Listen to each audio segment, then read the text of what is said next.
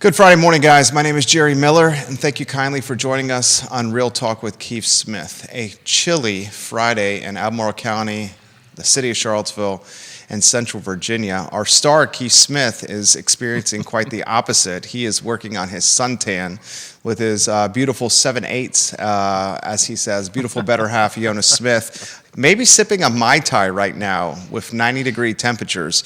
I shudder to think it would be in a Speedo bathing suit. I don't think Keith wears that, but I can guarantee you he is working on his tan right now. But have no fear, Ned Gallaway and Neil Williamson are here. It is budget season.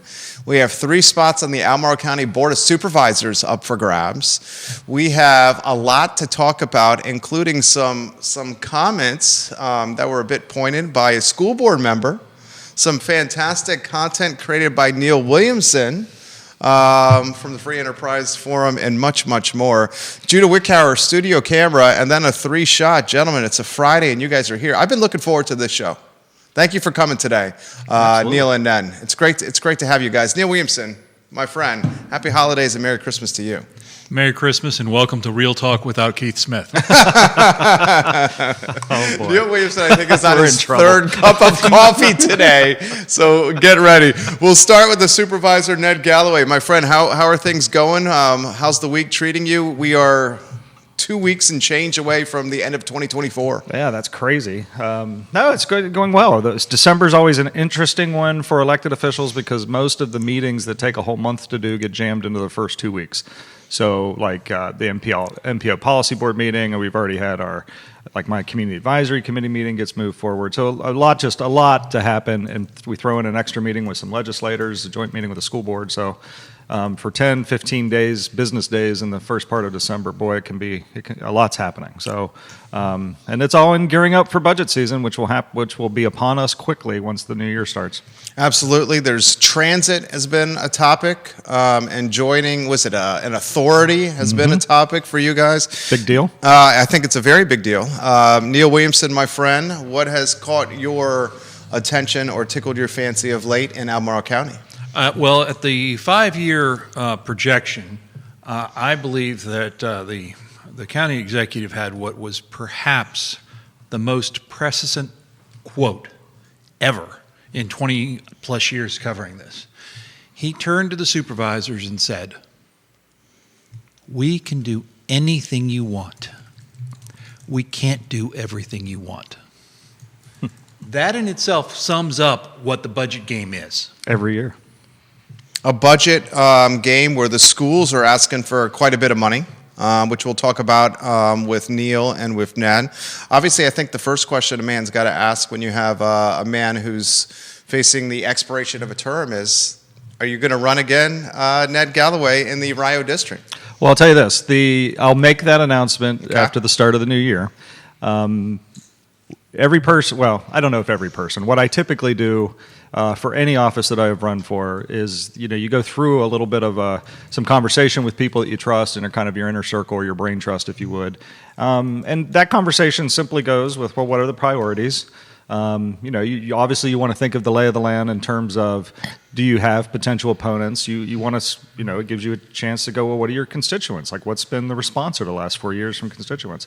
So that's really where I'm at right now, going through that process. Christmas time, people start to check out, on this stuff right around now, right? Like this weekend, everybody's going to be shifting gears and everybody's going to be thinking about other things through the new year. So I think there'll be time for me in January, February, be looking for an announcement then. This would be, should you choose to run, would be your 3rd straight term. 3rd term, yeah. 3rd term. And how many of those were opposed elections? 0. There. No opposed elections. For supervisor. I think Supervisor Gallaway has accomplished quite a bit in 2 terms. His track record speaks for itself. We are hearing that there is a very well-known commodity in the Samuel Miller district that is contemplating a run, someone new to the game. Jim Andrews currently in the seat. I read the Free Enterprise Forum on a regular basis. every day I check your website. Sincerely mean that, Neil. I sincerely mean that. You're great at creating content and following what's going on. You put a nice little profile of all the seats that are up for grabs locally. Why don't you Seats put that available. Seats available. Put that in perspective, what's happening, Neil Williamson. Nice. Well, It took him 2 minutes to get that one in. Yeah. the reality is that we have local elections for our local boards and commission and city council come up every 2 years. In groups that have an odd number of participants, which is what the Free Enterprise Forum prefers, unlike Albemarle, they have years where they elect a majority. So, for instance, I believe Fluvanna has 4 seats on a 7-seat board that's coming forward. Fluvanna County, I'm on your website, 3 of 5. 3 of 5. Yeah. So, and then Chris Fairchild, friend of the program. Mad Dog Mike Sheridan, friend of the program. And Tony O'Brien, friend of the program. Well, you've got a bunch of friends that have the opportunity to run or not run. Yep. And we'll see what happens there. In Louise, I think it's the 4 of the 7. That's right. In Greene, I think it's 2 of the 5. That's right. In Charlottesville, it's 2 of the 5. That's right. And in Albemarle, it's half of the board. He's exactly right. Yeah. And that's from memory. Sorry, I don't have the computer with the... You got it right. You score an A- on that one right there. Got it. An A-. What do you make of Juan Diego Wade and Brian Pinkston running as a ticket, announcing at the same time, running as a ticket, incumbents on council that said they still have a lot of work to do? I found it also interesting, Pinkston's comments, that there's the runway of figuring things out took a lot longer than anticipated. And it wasn't until like the end of the first term that he started feeling like he really knew what the position was about. I think that's fair, and Ned won't take joy with this comment, but I have a kind of a saying, I call it the Dick Van Patten rule, that for local elected officials, 8 is enough. Once you've been through 2 terms, you've seen a lot of ideas, and you have had the opportunity to really weigh in on a lot. And I've had local officials ask me if they should run for a 3rd term, and I've told them, well, Dick Van Patten rule, and they said, well, I think I'm going to run, and then the voters told them Dick Van Patten rule. So I think it's an interesting thing when we have people who've served, going on 20-year terms on the Board of Supervisors. When you have a large locality, I like having new ideas come to the board, but I do think it takes a while to understand just how everything works together. What is this MPO thing, and how does that work with our transportation, and how do I work with all these different people? So I think having 2 terms is really almost a minimum to get done the stuff you need to get done. That's a perfect segue for you, Supervisor Gallaway. You have Mike Pruitt in his first term, early in his first term, Jim Andrews in his first term, finishing his first term. Then you have institutional memory with you at the end of your 2nd term. Supervisor Malik, I think in her 5th term, right? Supervisor McKeel's at her 3rd term. McKeel in her 3rd term, she's up for re-election. Can you speak to the dynamic of the institutional memory of yourself, of Supervisor McKeel and Malik, and maybe the fresh perspective of an Andrews and Pruitt with the supervisors? Yeah, I like the mix of having both on the board, for sure. I've been paying attention, if not on a board in Albemarle County since 2009. So, I can appreciate what Vice Mayor Pinkston had to say about, well, it took a while to do that. That was his first piece, if I'm not mistaken, into any sort of elected or even appointed politics in the city. So when I came onto the Board of Supervisors, I had a term on the school board. I'd been going to meetings. I'd been paying, it was a different transitional period, not anything special with me. It was just that I was focused on it for a while. So, of course, if you bring more background or information to the table, it's going to be a different time frame. So for folks like Supervisor Andrews and Supervisor Pruitt, yeah, this is their first real push into it. I would imagine it does take a little bit longer.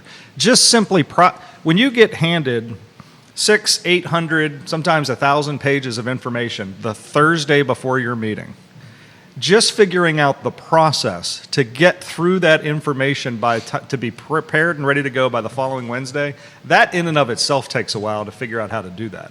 and you get more efficient at it over time. Do you read those pages? Yeah, All those pages? You do have read to. them all those Yeah. pages? I have found most supervisors in most localities do their homework.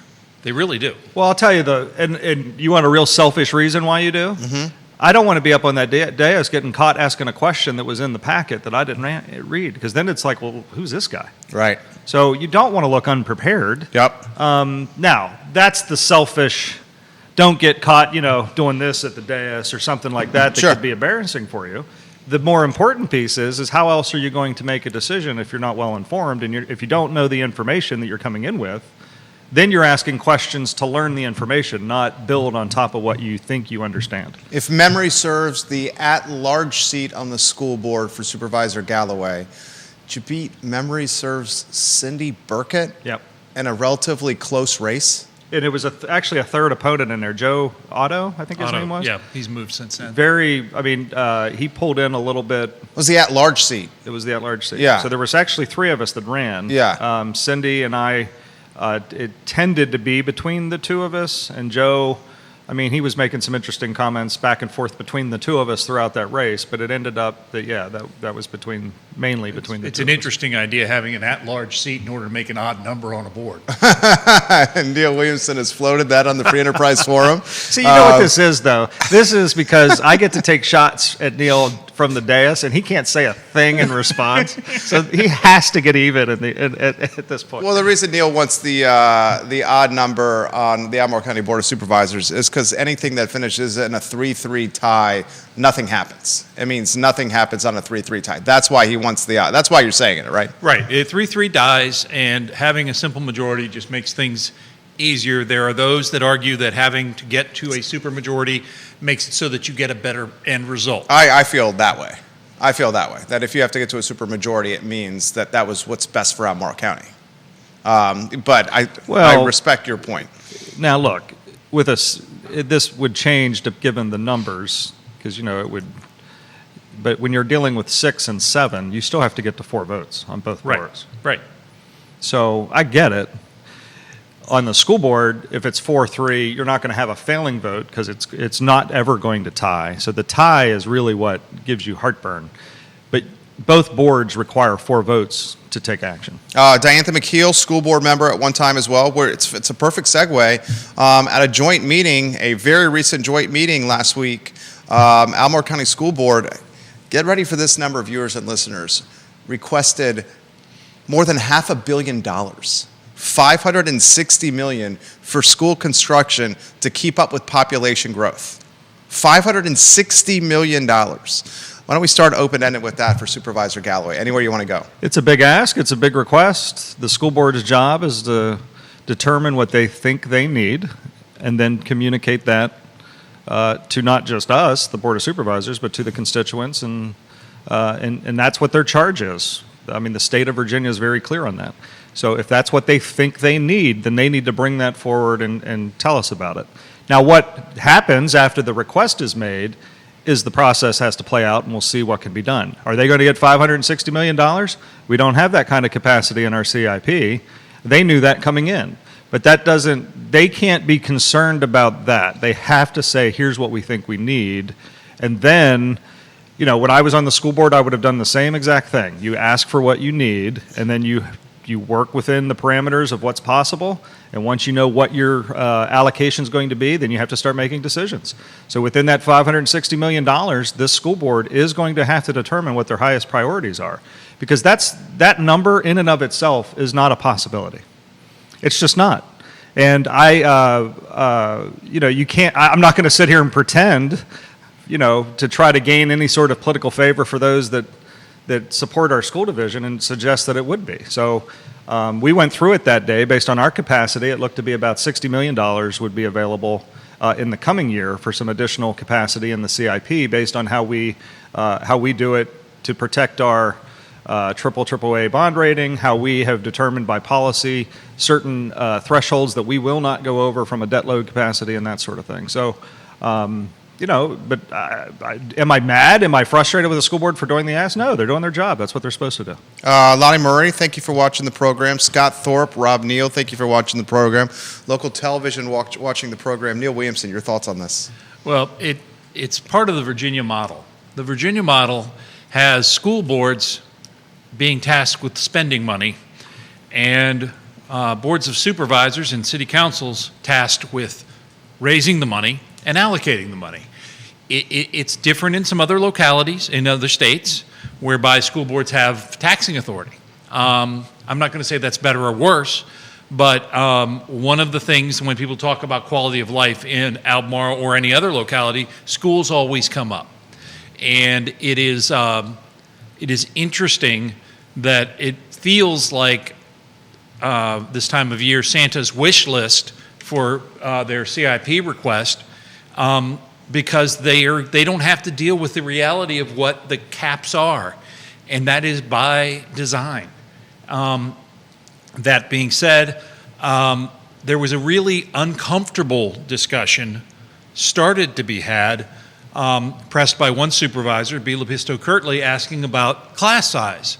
Well, if you increase the class size by 1 or 2 students, what does that do? And the school board, not required by law to worry about costs, pushed back and said, what about the educational attainment and where is the best? Now, Supervisor Lepisto Kirtley has an educator background, and I believe in the meeting she said that the sweet spot was around 33 or 22, I don't remember.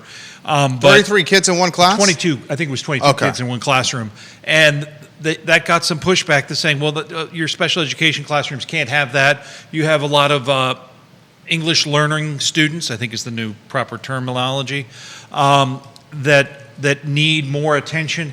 And so the question becomes one of, okay, if you need to build 300 classrooms to have 18 students in a class, how many classrooms do you need if you have 22? And that seems to be arithmetic to me.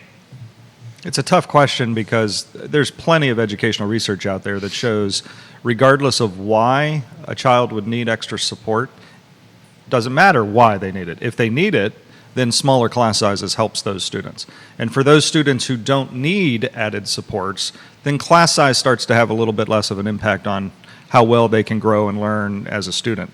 So if you, in a pragmatic terms of trying to pull that off and managing a school division, you go to a community now that may not need, and say, well, your community can have larger class sizes and here's why, and then this community because of supports. Now, again, not getting into any of the reasons, that can be a difficult conversation to have.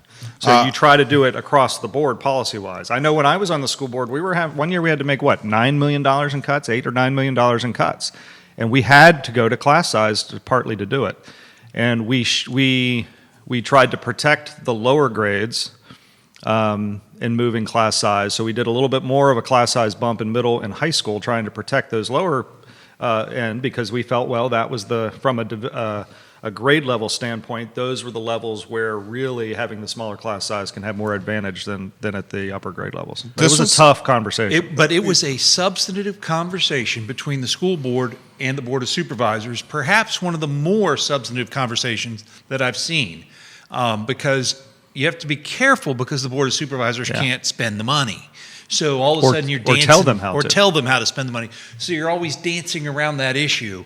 And so I appreciated the Supervisor Lepisto Kirtley bringing that out to the open in what could have been seen as kind of a powerful, awkward conversation. And another one that could have been seen as a powerful or awkward conversation was School Board Vice Chair Kata Cuff's comments on a new development coming down Albemarle County. I want to highlight some population numbers. The school division is projecting 4,350 or so additional students in Albemarle County Public Schools. So they're trying to plan for what they see will be essentially more demand on their infrastructure. I got to talking with a man that I trust that watches our 1230 show, who spends a lot on the time on the Weldon Cooper site, and he highlighted this: the total population of Albemarle County was up 30% over the last 20 years, while school enrollment was up just 12%, an indication that the folks that are moving to Albemarle County, perhaps due to the cost of living in Albemarle County are more retirees or empty nesters, as opposed to private schools. or going to private schools, absolutely, or going to private schools. Where I will say, speaking from firsthand experience locally, the teacher-student ratio in those private schools is about 1.5, 2 to 16. A teacher and an aide and about 16 students in those private schools, at least from a first grade standpoint. Now, I want to throw this topic to you guys, and then we'll get into Vice Chair Cuff's comments about the development in Albemarle County. Ned, anywhere you want to go on that, and then I'll ask some pointed questions. You're talking about the cringing about. Do you want me to? Why don't I read it for the viewers and listeners? Then I'll get out of your way. Kata Cuff, School Board Vice Chair. Every time I drive down the road, I see another development and I cringe. Not because I'm not pleased that our community is growing, but just that I know the impact on our schools. She said this on the record in a joint meeting.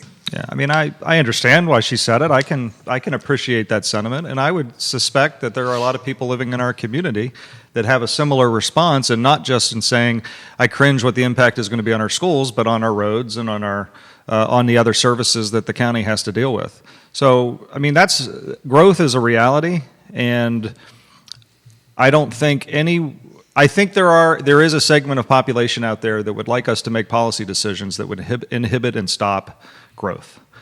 But I don't agree with that. I don't know how to do that, one.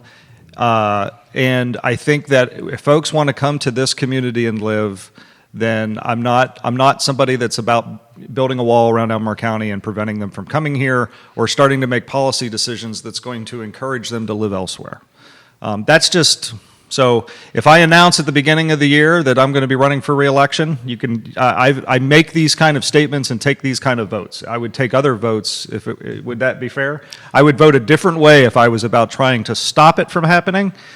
Now, that doesn't mean that it's not incredibly difficult to make these decisions with the resources we have to provide the services that folks expect and want, given that every time we have growth, regardless of the percentage, that it puts a harder and harder strain on our resources of how we're going to provide what we need to provide. That's schools, that's roads, that's police, that's fire, that's parks, that's recreation, that's housing, that's affordable housing. Everything falls under the umbrella. So, yeah, all right, I could cringe, I guess, but what I'm going to do is lean in and figure out how to do this, what we have available, and try to come up with the solutions that will attempt to solve some of the problems that we're having as best we can, given what we have. That's where I'm at. I'm reminded of a business person who once said, business would be just fine if I didn't have so many damn clients. I mean, really, when you have new customers, Kate, you have new challenges. You also get more money from the feds, from the state, and from the locality. I think that it's it's the ebb and flow. We've seen the ebb and flow of school populations. There are some your numbers with regard to demographics coming in. Population growth. I think the school population growth does mirror the lack of affordability.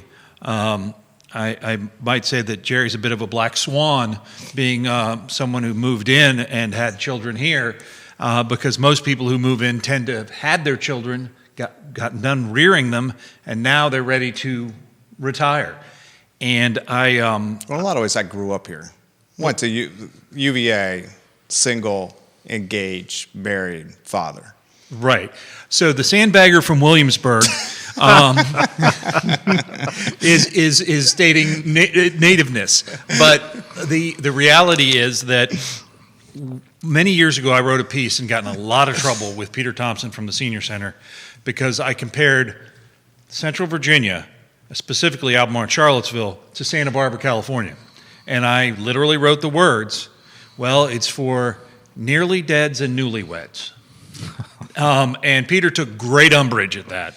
And I don't blame him running the Senior Center, which was known as the Senior Center then.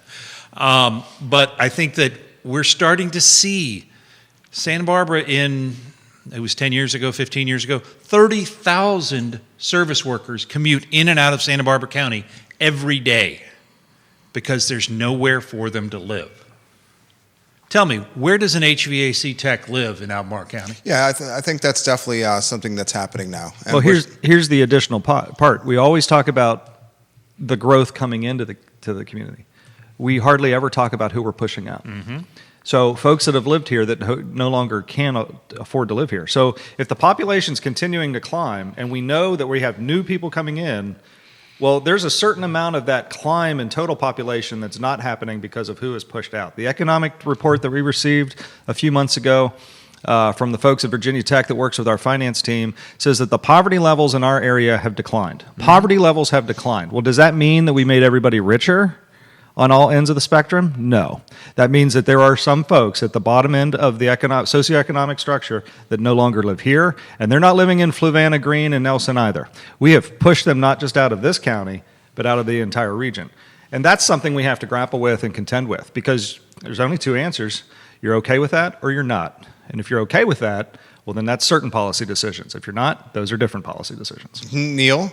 Well, that brings us to the idea that on Tuesday night, the Planning Commission considered a proposal, and we don't take positions on proposals, but this is identifying a policy whereby it was a landowner who wanted to create a manufactured housing park in southern Albemarle, in the rural area, where it is not efficient to deliver government services.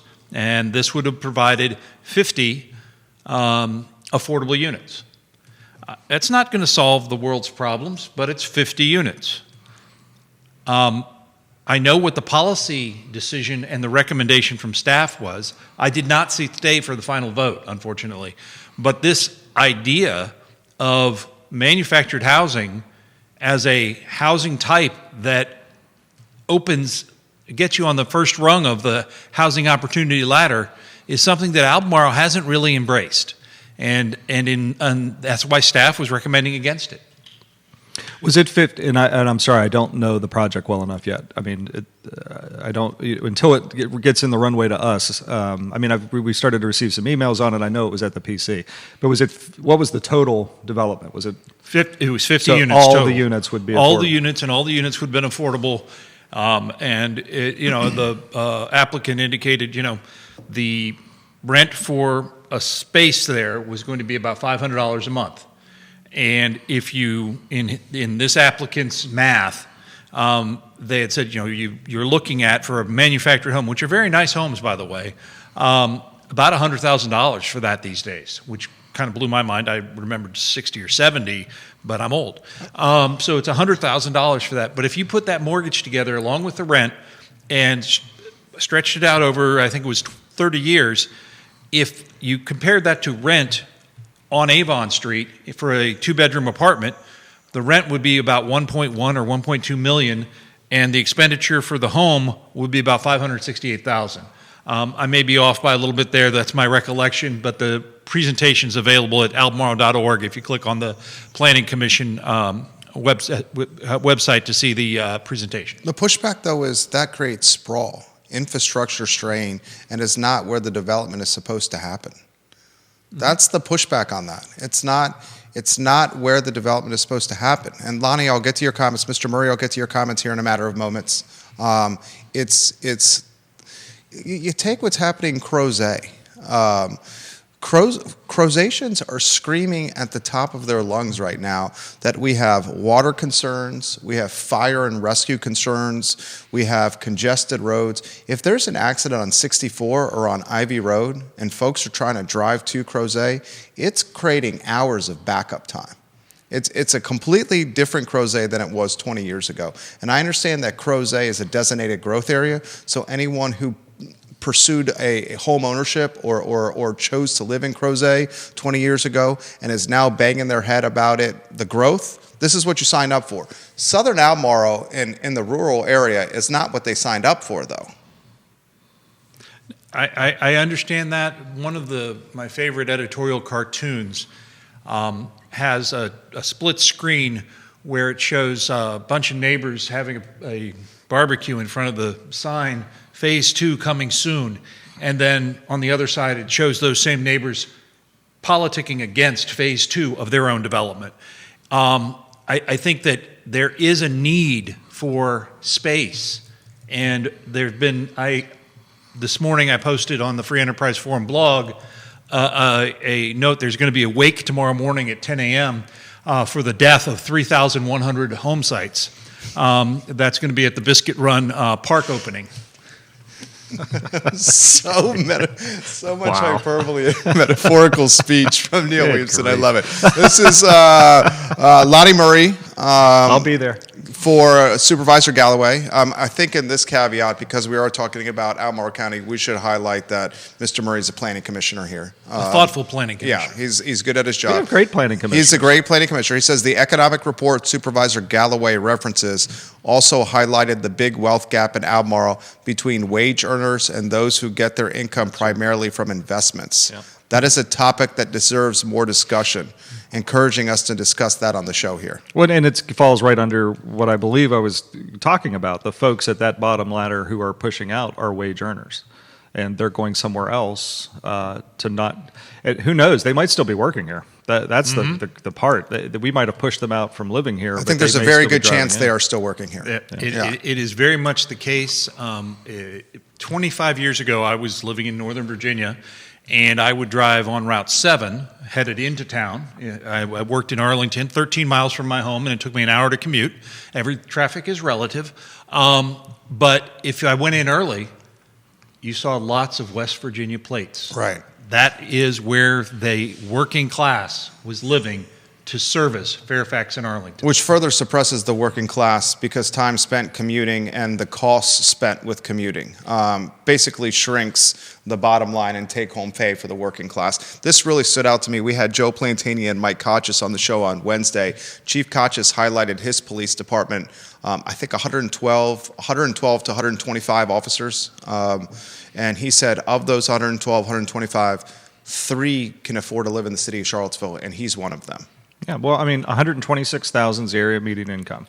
80% of that's what, 100 grand? 124.2 according to HUD 2023 number. So 80% AMI is about 100 grand. So then that puts you, 50 is what, 60 some. Mm-hmm. So what's the starting salary for a police officer in Charlottesville these days? Probably 50 some?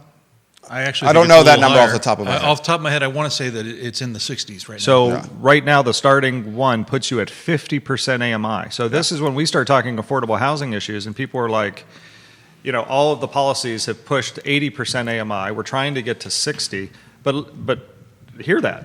For a first-year police officer in Albemarle, Charlottesville, they're not even at 50% of the area median income for their starting salary. And none of our, well, not none, but most of any movement we can try to make on affordable housing is projecting at the 80% mark, which is $100,000. That's he's exactly right. I will highlight that the median income is a family household income that does take into effect 2 wage earners. But Supervisor Gallaway does make a very good point. So if you had 2 officers, you'd still be at 80%. There you go. That's the follow-up point from Supervisor Gallaway right there. Neil Williamson is going deep into the binder for his comments here, and Planning Commissioner Murray encouraging us to have this discussion about the economic report that Supervisor Gallaway referenced. And before we go there, real quick, this was Justin Shemp? Is that who brought that development forward? It's so hard to have, like it's never really been discussed, manufactured homes or anything like that at the board level.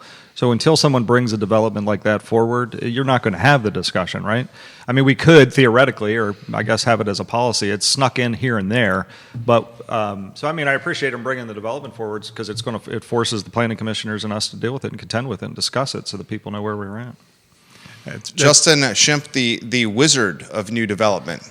Justin is an engineer. He owns Shrimp Engineering, and he was complimented by Karen Firehawk, I want to say about 8 or 10 months ago when he brought forward, and just because he pushes the envelope with innovative solutions. And, you know, I love people that push the envelope with innovative solutions. It certainly does. I like people that hear us say, well, we need this to happen before we can discuss it. And you have folks that are willing to bring it forward to force the discussion. I love that. That's great, because I brought forth a resolution of intent in February of this year, and the board endorsed it 6-0, the idea of allowing residential and commercial in office. And I've heard crickets since then. Well, I mean, there's a reason for that. We know the reason for that. Oh, no, but the staff can't get to it. They're busy. They're very busy. Other comments are coming in. You pulled out notes. Is this in reference to Planning Commissioner Murray's request? It's actually a part of that poem that I read in the bleak mid-comp plan, where we were discussing the idea of public safety workers. Enough of the NIMBY reactions, worshipped day and night. A few new colors on the map could give homes for folks to stay. Enough for teachers, firefighters, and police who make our community thrive, the waiters and the clerks to live among us rather than drive. I encourage you to go ahead and go to the Free Enterprise Forum website to get the whole thing. Poem. In the bleak, what is it? In the bleak mid-comp plan. Not exactly a jolly tome. We've seen a number of, for example, in the F&B category, restaurants closed. Jax's just announced it's closing in Crozet. Moose's, Blue Moon Diner, Mel's Cafe, Lumpkins, to name a few, and they closed for a variety of reasons, but you speak to any restaurateur, and the headwinds with finding labor in this market are one of the first things they will highlight. And they also have said that because the labor is so short, and lacking of supply, they're having to pay more for said labor, which is increasing expensive, which is passing along to the customer and increased menu prices. Comments are coming in quickly. Supervisor Pruitt watching the program right now as well. Supervisor Gallaway, it's not an easy fix, and I know you in some ways you guys are in stuck between, a rock and a hard place here, because a large portion of the community, I would say a majority of the community, is not necessarily anti-development, but a majority of the community is prioritizing infrastructure ahead of development. And one of those items, I think, is the schools. For me, especially as a father of two young boys, many of the public schools have what they call learning villages. When I was growing up, those were called trailers, where the kids were learning in, not villages. And parents get frustrated with that. They get frustrated with class size, and some parents are now pointing to the school system and test scores and results, and in some cases that have struggled, and are pointing to the overpopulation of schools as a result of that struggle. How do you navigate that dynamic of development, infrastructure, and what the populace wants? Well, the current state of affairs, and it's truth, everybody knows it to be true, those on the school board and those on the board of supervisors. We put ourselves into a hole 15, 18 years ago by really just stopping all CIP from 09 on. We cut back on Greer's expansion. And gave a tax cut. And gave, what was it? It was a two-penny tax cut. So we really, during that time, and in hindsight's always, you can go back and make commentary. But if we would have continued doing CIP projects, I'm not saying we wouldn't be in the situation we're in, but we'd be in a better situation now. And it could have meant doing it, especially learning the lessons of supply chain issues, inflation, et cetera. But what would that have done to our local economy at the time that was struggling? Well, if we would have been doing some construction projects when nobody was doing them, we could have been putting people to work and had a little bit of a different outcome maybe here locally. And Charlottesville's somewhat insulated when national things go bad. Based on the economic reports that we've received over the years, you see a corollary trend, but the lows are much lower, are much higher than the statewide lows. Because the University of Virginia, the $1 billion yearly impact from tourism, I think it was $956 million to be exact. And the Defense Department. The Defense Department, $1.3 billion. So the needs specific to the school division, and you could have this conversation about our roads and infrastructure and sidewalks and I keep kicking you under the table, Neil, sorry. All of that can be, because those other items were not really being done at that time either. So not only is it a tough thing to be dealing with if we hadn't have done that, but we did. So now we're trying to dig up out of that hole. So, we're building in the next 5 years, we got 2 brand new elementary schools planned.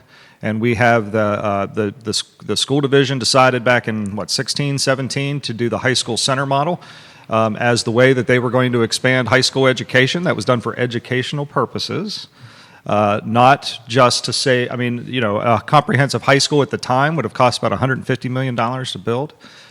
Kate Acuff pointed out that'd probably be about $200+ million these days. At Fluvanna, learned what it was to build a new high school.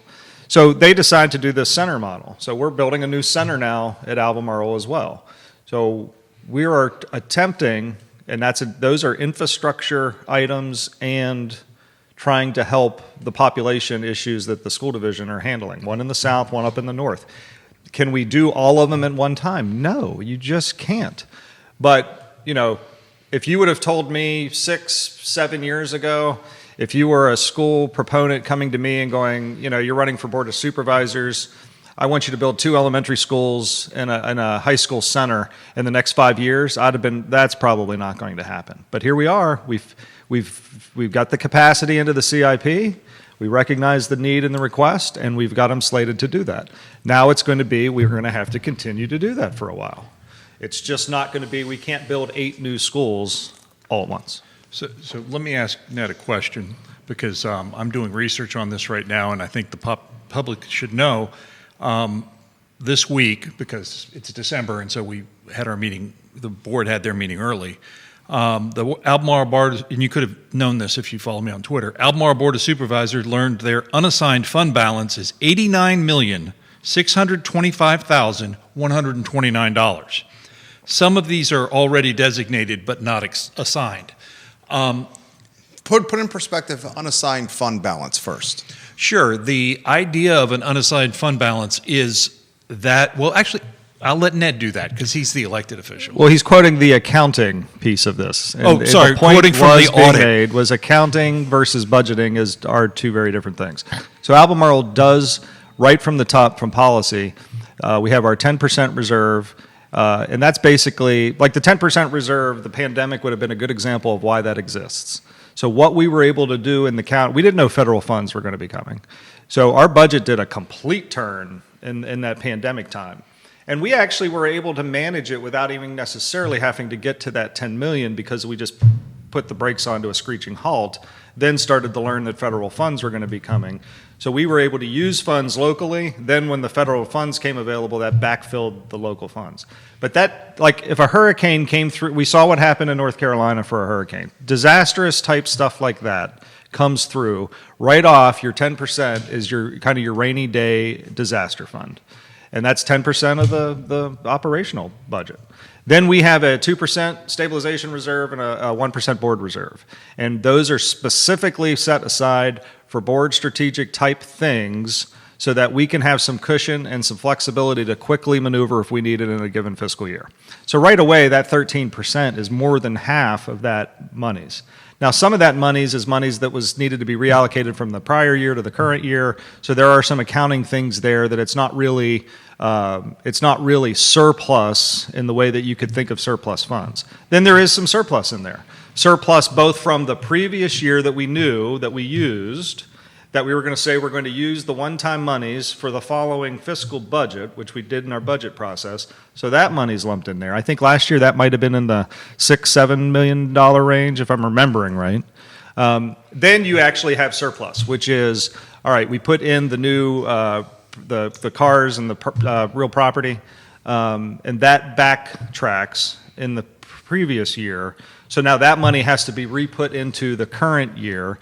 And if your expenses are lower than you projected and your revenues are higher than you projected, then that's going to create surplus.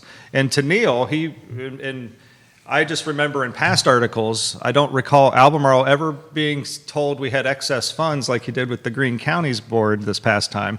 But he said they had excess funds and that's a good approach to budgeting, which it is. So we have excess funds, and in a year where you don't have excess funds, I'd be more concerned about that. I'd never want to see a negative. I'd rather have some of the excess because we can then try to tighten up the following year what our projections are. My first year on the board, Mr. Richardson was in his first year as county executive, and what we started to do that year, this would have been 2018, the budget cycle for the following year's budget. Albemarle used to only update their revenue projections in December and then do all of their budget, which didn't even end till almost May, with it never really doing any new revenue projections or cost analysis. When Mr. Richardson came in March, he redid the budget calculation, to rehone or refocus what the revenue projections would be and the cost expectations would be.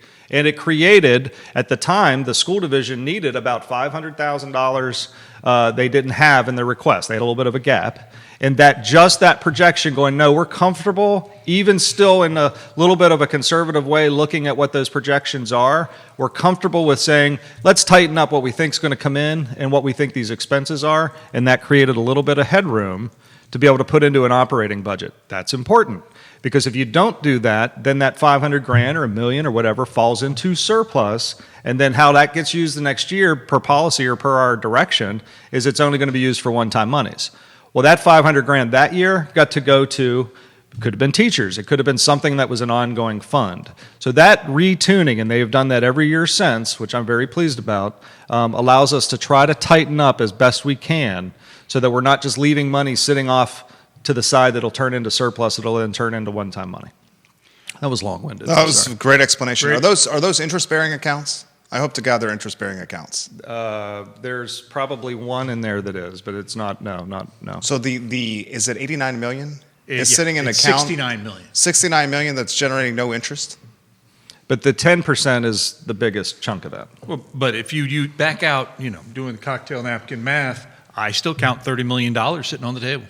Well, that's That's real money. but if you Especially go to the not bearing any budget, interest. it's not that. It's going to end up I haven't seen it. We'll see it when the budget comes out. We'll see what the true surplus funds are that have not been assigned or used.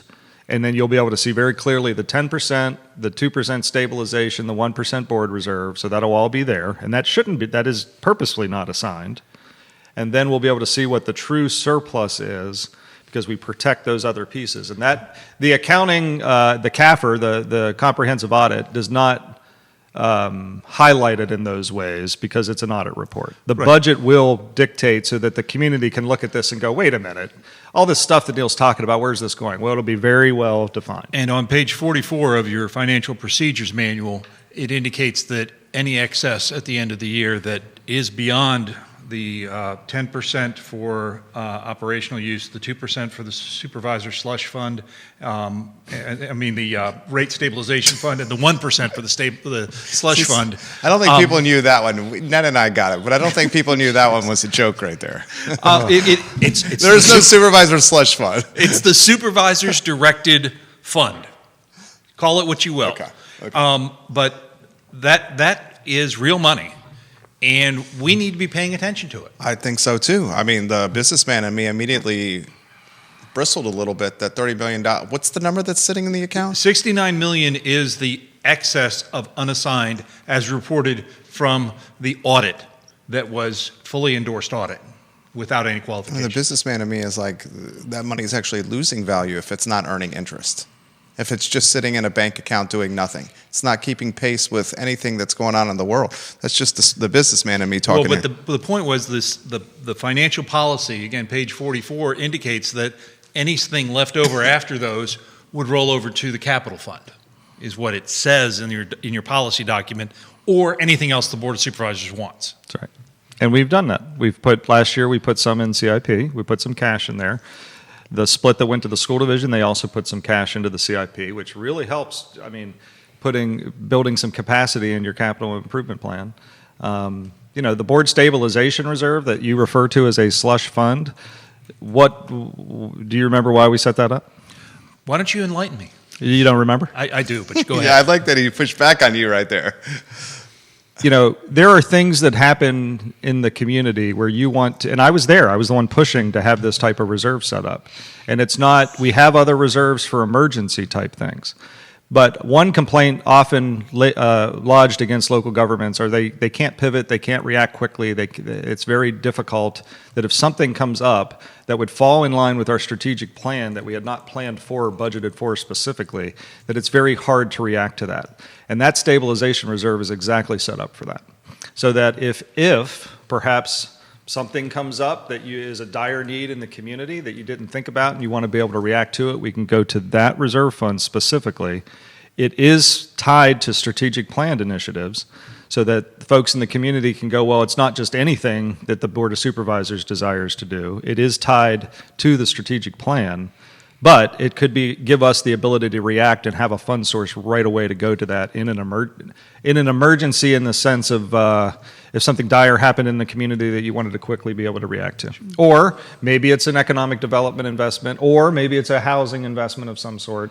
It's only been in existence for, I don't remember the year now that we put it in, but I think it's only been in existence for 3 or 4 years. So what's your total budget annually?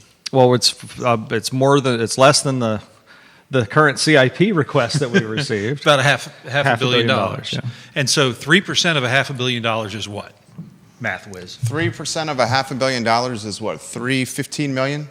So you have $15 million at your disposal for these 2% and 1%. Well, the 1% is the one that I was specifically talking about. The 2%. So that would be $7 million. The 2% was specific to, because that's a financial stability reserve. Okay. So the 1%, so it's $7 million that you have in that, whatever fund you want to call it. We call it our board stabilization reserve. I think that's a good name. Or board reserve. That is a word salad. I don't think slush fund's a good representation of what that is. Do they have that in Greene County? I'm just, I didn't write that report. What do they do with their excess funds up in Greene County? I believe they're going to give some of the money back and put some of it into other expenditures is one supervisor's proposal. But feel free to read about it at the Free Enterprise Forum. Free Enterprise Forum. I'm on the website every day. We are at the 55-minute marker here. I would love to get Supervisor Gallaway's update on what happened with transit and the authority. This was on the agenda. Was it? Yeah, this past meeting. Just 2 days ago, we voted to form the Charlottesville-Albemarle Transit Authority, or Regional Transit Authority, CARTA. That's the first step to be able to do what we need to do to form the authority, and then having the authority formed will allow us to start. I mean, the next steps, we'll have to put a governing board together and a structure together, hopefully start building out the other partners that we want to have part of it. Nelson, Louisa, Fluvanna, and Greene can be members of it, but it's all been discussed initially that Charlottesville and Albemarle would be the initial founding members to get this up and going, and then start to see how it goes. But this is a big deal here. Regional Transit Authority. I made the comment at the board meeting the other day, back in when I was running for the first term on the supervisors, and Supervisor McKeel was also running. I remember in a candidate forum, although we didn't have opponents, we were invited to one candidate forum because all the other candidate forums said, well, you don't have opponents, we don't really care what you have to say. But in that one, we went out, and I remember talking about Regional Transit Authority, and I remember myself sitting there thinking, well, this may not happen in my time. But here it is, it's 7 years later, and it is formed now, and it is moving forward. And with some of the other really cool things going on in transit right now, MicroCat, the fastest growing transit project in the state of Virginia is MicroCat, which was reported by Garland Williams to my community advisory committee last week. And Via, the company that manages it, they said it is the fastest growing project they have managed nationwide in the last 3 years. So MicroCat's taken off. So the Regional Transit Authority is about forming a new type of regional approach and partnership to delivering transit services, not just to Charlottesville, not just to Albemarle, not just to UVA, but putting everybody under one umbrella and trying to have not just an efficient, well-working system, but one that works for our area, meaning not just the urban areas, but also our urban ring, also our rural areas, and let's figure this out, plus the University of Virginia. This is a very big deal. I had this conversation a couple years ago with Ted Reek, who was the CEO of Jaunt for a couple years. Now, interestingly, the Glenmore lover is an aspiring novelist. Ted Reek is. And we talked about unifying all the splintered transportation organizations under one umbrella, getting the University of Virginia at the table and the counties in the Nelson, Fluvanna, Orange, like you mentioned, because a lot of the folks that need the transportation have been pushed to the outer counties. And putting it under one umbrella, making the system vertically integrated more efficient and more consistent with its route running. And he said that would go a big step into helping solve affordability concerns with those that are living on the cusp of not having affordability or being pushed out of the area. So this is a really big deal that I think is flying under the radar, and maybe was lost a bit in the media cycle because it happened around the holidays and in budget season when some other storylines were going. But this is a big deal. Huge deal. How do you get the University of Virginia at the table? Well, they've been discussing with us. We've done 2 different groups to Champaign-Urbana to learn about their transit system and specifically about hydrogen-powered buses. And they had representation. Colette Sheehy, the vice president, attended on that last trip along with their transit director. That was, again, city officials and county officials again, or staff and some electeds. Ms. Jacobs, the executive director of TJPDC, went. So seeing a place that is very much a university town, but then also has more than one, I mean, it's what? Champaign is a city, Urbana is a city. Then there's the county that surrounds, so it's at least 3 jurisdictions. It might even be a 4th one in there. But to go somewhere that is very similar in population size, that's not this huge city, but has a lot of rural around it, it's very similar. So it's a great system to go learn from. So yeah, University of Virginia has said they're interested in having the conversation. I think all 3 entities, Albemarle, Charlottesville, and UVA, see the value add, not just for the folks that could, what the potential could be for folks to have a better quality of life without having to get into a car, but also understand that this type of entity is going to help us bring in additional resources that takes the strain off of local dollars to be able to provide this service to everybody. This is an interesting comment that's come in here. I love when you guys come on the show. The engagement's significant. He highlights that he's speaking here as a citizen and not as an appointed official. This is from Mr. Murray. He says, I'm speaking as a citizen here. If we want to achieve the density we want in development areas, I think it makes sense to strategically invest in infrastructure that can unlock that potential, particularly for underperforming properties with potential for redevelopment. When you look from the space at 29, you see acres and acres of empty parking lots doing nothing for nobody. Robust incentives like TIFs could make development areas more livable. Compact development saves taxpayer money. I've heard it cited that it costs 1/3 of sprawl. Compact development. And here's a perfect segue for Neil Williamson to highlight his push for the conversion of shopping centers to residential housing. Well, I've often thought, and we once had an economic development director in Albemarle that did this kind of work about parking decks and create. Who's that? That would be Roger Johnson? Johnson. Yeah. Good guy. And he, and one of the things that could spur such development, if you allowed residential and commercial, would be to have the locality pay for the parking deck. Have it free public parking in your development corridor, and the landowner would have to donate the land, but the tenants could park there for free. Well, then all of a sudden you freed up a lot of asphalt that could be redeveloped. Now, that's an innovative idea that isn't really being talked about. It is an expensive idea. Very expensive. But if you want to have dense development, you need to grow up, not out. And right now, the parking requirements as well as the market are not embracing structures over six stories. We have time for some closing thoughts here. I want to highlight this. I think you are going to run Supervisor Gallaway. I certainly hope you do. I think you've done fantastic work for Albemarle County. Appreciate that. We've been fortunate to have you in your seat for 2 terms, and I think you'll get a lot done, even more done in the 3rd term. I appreciate the folks that are asking questions. I hate using acronyms. Tax increment financing, for those that are putting in the feed, is what a TIF is. Some closing thoughts for Supervisor Gallaway. Well, we have a small area plan in an area that allows for height, that the county has said that we would invest in public spaces. Now, to your point, we've not had that. You're right. We've not had that conversation about the parking garage in that area. Doesn't mean we couldn't or wouldn't, but we put the overlay in and we made it optional. It takes people now trying to execute under it. We put a form-based code in there. We've tried to do it. Property owner. So folks have to come in and do that. And I appreciate Mr. Murray's point, but sometimes you have to ask, well, why would a site sit not developed or redeveloped for a long time? Well, sometimes he made the comment, well, that's not doing anything for anyone. Could be for the property owner sitting there like that. Yeah. There are ways to let things languish that sometimes is better for your bottom line than redeveloping. This is where I go, Dewberry Hotel. So, that is a reality. And local government, what are we going to do? We can't go in and force their hand, per se. Neither could Charlottesville. So you have to wait for something to happen on that. Is the county open to those conversations? Yes. And the small area plan was our attempt to even take that openness, or us just saying so, and taking it a step further.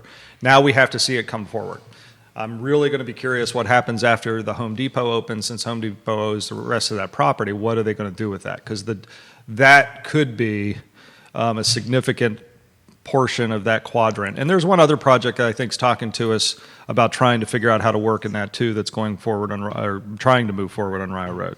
So Home Depot is going to be one of the most important and critical they're developing here in Albemarle County with this project. I mean, they're reimagining one of the most critical corridors of Albemarle County right now. I mean, and the box store is one thing, but what do they do? Red Lobster, the parking lot, that entire gateway. That's right. Yeah.